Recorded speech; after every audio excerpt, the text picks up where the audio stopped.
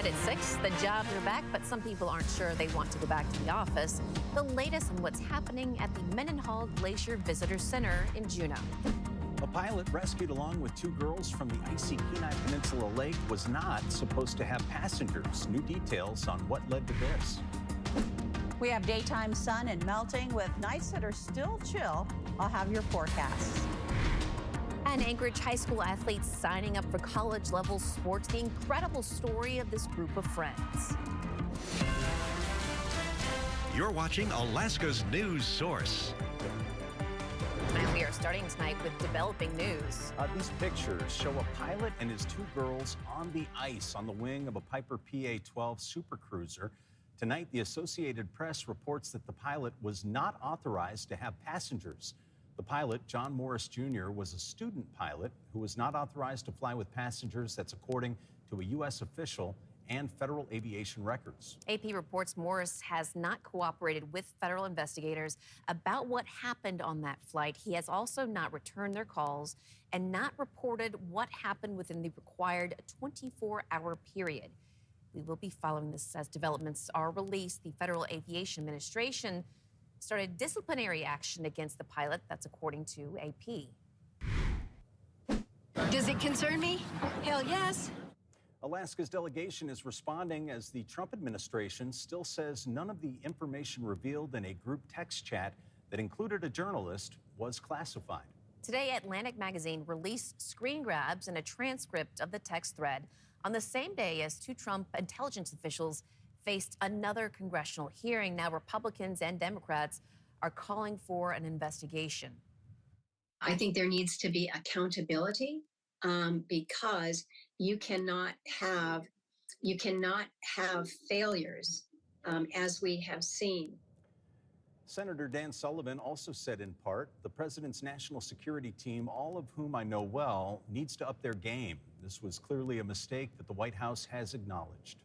The director of the National Intelligence and the Speaker of the House also responded today.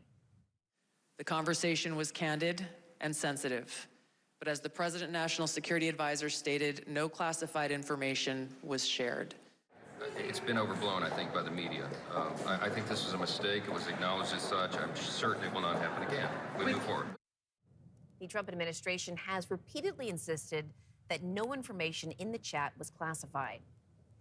Well, less than a week before Election Day, Anchorage's election administrator has resigned. In an email this afternoon, the municipal clerk, Jamie Hines, sent out an email saying that she had accepted William Northrup's resignation.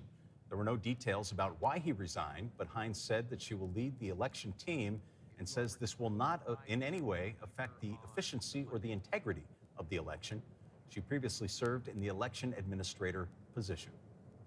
The Mendenhall Glacier's Visitor Center in Juneau could see an increase in staff. This comes after almost all the federal workers there, well, they were laid off. Senator Lisa Murkowski confirming today that the Forest Service has offered certain laid-off Visitor Center employees their jobs back. This comes after the city and Borough of Juneau said the center's staff was cut down from 28 people down to 1. And they said that was because of federal cuts last month. Now, the result was that the Visitor Center was expected to rely on a skeleton crew this summer. Murkowski says she has been speaking with laid-off workers, but is unsure how many are accepting the offer to return. Everyone was hoping that we would get to a place where, again, we would be able to offer not only a solid visitor experience, be able to provide for that public safety and management, and really to allow Forest Service to do the job that they do. Murkowski also says that she was told that the National Park Service would be offering certain jobs back to employees who were let go as well, though she doesn't have a number on that as of now. And the sun helped to rise the temperatures to 52 degrees here in our Midtown location. Feels so good. Doesn't Meteorologist Jackie Purcell joins us now with that forecast. Jackie. Yeah, I got a little cold here in the studio. Yes. But let's talk about our temperatures and conditions that we have seen here in the Anchorage area as well as statewide. We're looking at the camera that is trained toward the Mount Spur area, and you can just see the tip of the peak, a little bit of steam coming out. We are closely watching that, as are many entities across the state. Of course, the Alaska Volcano Observatory, and the sun still pretty high in the sky, and we are increasing our daylight every day. 46 is our current temperature with winds from the northwest at 6 miles per hour, and 50s still in a number of locations. In fact, 52 at the Campbell Creek Science Center this hour. Now we're down to 50 degrees, but that's still well above our normal temperatures. As far as your forecast, we'll continue to watch that, but we did make it to 49, 1 degree away from tying the daily temperature record. And you know what? I say there's still time. In Fairbanks, 32 degrees for their high, so they were also above normal today, but nowhere near that record from 2015 of 52 degrees. We're going to continue to watch these storm systems impact south central Alaska with some precipitation, but things will be decreasing as far as the precipitation over the next couple of days. And we'll be back to some sunshine in the south central region and clearing skies for mainland locations as we head toward the weekend, but snow to the west. And we want to make sure that you know what you're expecting in the next 24 hours, whether you're in Anchorage, Fairbanks, Juneau, or Bethel. Bethel and the western portions of the state still seeing the coolest temperatures across the state, and sub-zero temperatures in the north. We'll have more on the forecast coming up a little bit later. Thank you, Jackie. The Tanana Valley State Fair has an election for seats on its board of directors. It started moments ago. Now, recently, fair leadership had plans for a drag show at the summer's fair that was eventually canceled after public outcry. Now, planning for the drag event, as well as the board's decision to cancel it, have drawn mixed reactions in Fairbanks. 5 of the board's 9 seats are up for election. 11 people are slated to run for the open seats. A bill centered on mental health programming is in schools moving forward after getting through the House Education Committee today. The committee this morning advanced House Bill 105, which seeks to encourage programs in mental health education for grades K through 12 in classrooms statewide. Now, before that, there was debate over some of the language within the bill, with several lawmakers expressing concern that similar services are already available, or that language within the bill may be too broad and not specific enough to really change anything.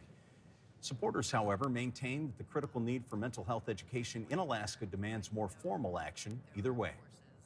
I feel with our rise in student anxiety, stresses that many people are experiencing, it's helpful to have this committee, this broad committee, to make sure we are getting the multiple perspectives together to make sure our standards are age appropriate and thorough.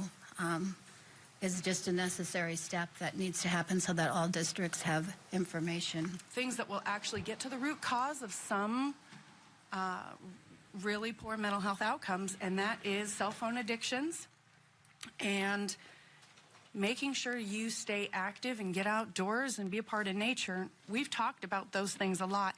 Those things can already take place in our schools, and we're already moving in that direction in many of our schools. And I feel like that's where we have the biggest bang for our buck in addressing mental health issues in our youth right now. Well, the House Finance Committee is slated to next take up this bill. And still ahead, we're going inside the gates. New airmen are testing a new building out on Jay Bear.